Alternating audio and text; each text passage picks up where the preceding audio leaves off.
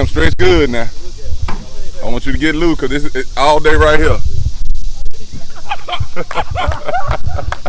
All day right here. All right, Coach. Oh, you already know, Pat. T.C. Taylor, I would say welcome to the pregame show, but it's home. Oh yeah, no doubt. You ain't no stranger. No, no doubt. This is home. Yeah, yeah.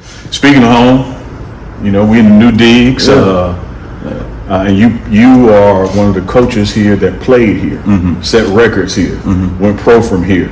When you see these changes, how does it make you feel?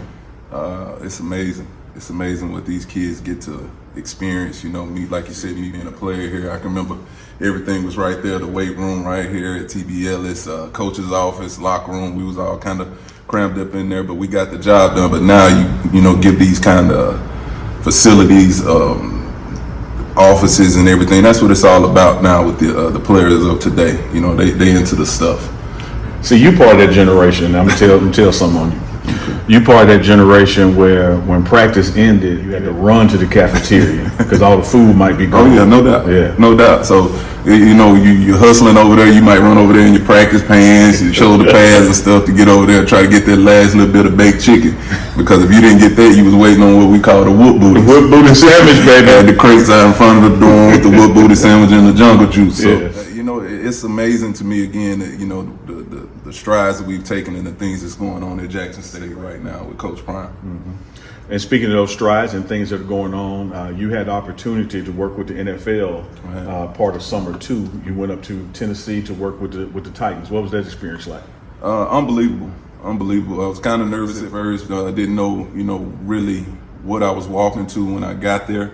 But they put me right to work. You know, Coach Vrave laid out what he wanted me to do. You know, the offensive coordinator had me handling things like personnel. You know, I was just like one of the staff. You know, getting in the building at 5 o'clock every morning and leaving late. But just to see how that operation was ran on a day-to-day basis made me appreciate culture even more. You know, that's a team that's competing in the playoffs every year.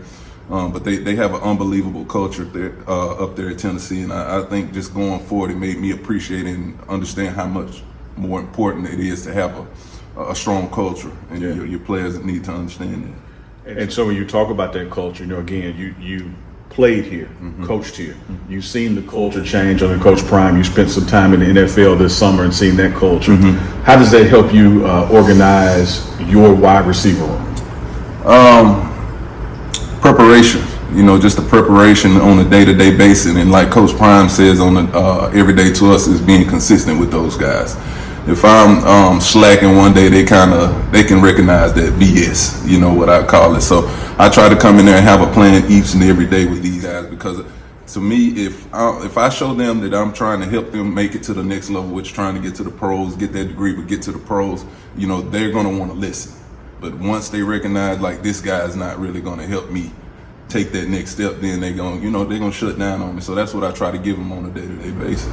And I think they also listened to you, Coach, when they became aware of what you did while you were here. You know, you still got some records on the book. Yeah. And some of them saying that they're coming for your records. They tried to challenge me on that. I told them that's a lot of work. Yeah. You know, there was only one T.C. Taylor coming through, able to switch from quarterback to receiver and do it in such a short time. But we got some ability in that room. You know, the thing that's going to catch them is just so many. Yeah. You know, we had some talent back when I played too, but like here, you know, we got about 10, 11 guys that can really play the game. So it's going to be interesting to see, you know, when we get these guys, line them up on the field, you know, how things play out. So speaking of that the depth and talent you have in that room, as that position coach, how do you manage that? You know, they say receivers are divas.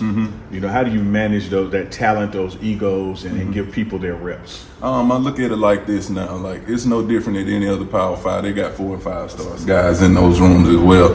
It's my job to get the best ones on the field. No doubt in the NFL, all those guys can play. You know, but it's my job to get the best, you know, 8, 9 guys that can go out there and do it every week. Everybody wants to play, you know, and I don't have a problem with playing a lot of people, but the best dudes that's, you know, going out there executing, playing hard, being physical are the ones that are going to play on a day-to-day basis. Everybody's going to remember what Malachi contributed last year, what Shane Hooks contributed last year, but now you got some new additions. You got Dallas, who's coming on strong, Willie, who's coming on. Talk about the new talent in that room. Starting with Dallas, he's really been the leader of the group right now. He's been doing an excellent job, and we're able to do a lot of multiple things offensively with him, moving him in the slot and outside. Very smart player, very cerebral player at the wide receiver position. Next guy, like you said, we know about the Shanes and Malachi, what they did last year. I have to say Cam Buckley has been doing a good job in the slot for us. Kevin Coleman has been a pleasant surprise too. Highly talented kid coming out of high school, and he's been living up to the name. And I'm very, very pleased with Willie Gaines. I'm excited to see what he can do. You know, a smaller, shifty receiver that's going to play in the slot.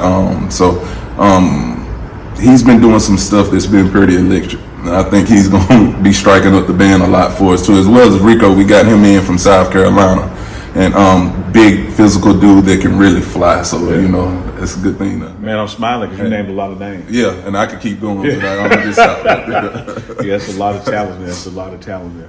So, you know, again, going back to that time in Tennessee with the Titans and that pro exposure and organization development, as far as your coaching style and your coaching culture, what were some of the things that you took away personally in your development from that? How to handle players. You know, I think they do an excellent job of getting the most out of each player differently. You know, I think I'm a big advocate of you got to coach each one a little different and find out what makes them tick. And they did an excellent job there. You know, say for instance, you can't coach Derrick Henry like you coach Ryan Tannehill. You know, just different vibe, different players. They did a good job of that, and you know, that's something that I really picked up there. Just, you know, how I handle each and every player on a day-to-day basis. You know, and I just, you know, when I went in there, I wanted to come out a better coach, and I am. You know I'm a better coach. I'm a little more patient with my players now. You know, I really press them a lot. I can step on some toes, press some buttons, but now I'm a little more patient and just understand that they got to go out there and play in the game, and I just want them to be calm, collective, and go out there and do their job. Payday. My dog, back. Good to go.